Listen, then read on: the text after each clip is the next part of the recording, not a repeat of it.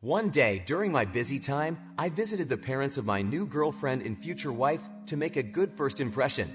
However, to my disappointment, I found that she was not at home. Undeterred, I decided to wait patiently for her to arrive from the train station. Upon arriving home, I was warmly welcomed by Franca, my future mother-in-law, who had just returned from a long day at work.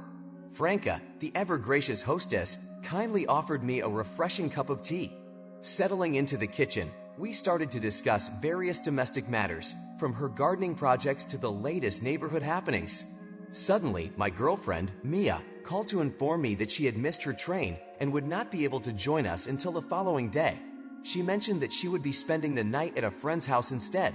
Realizing the change in plans, I felt it was only polite to inform Franca of the situation. To my surprise, Franca responded by suggesting that I stay over and watch an interesting movie she had recently downloaded.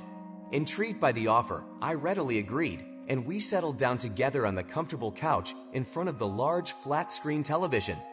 As the movie began, I felt a bit disinterested. I found myself somewhat detached.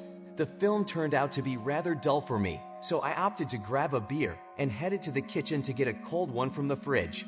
When I returned to the living room, I noticed that Franca had changed into a lightweight silk house robe. Noting the change in her attire, I assumed that she must have been feeling a bit warm and made a mental note of her comfort.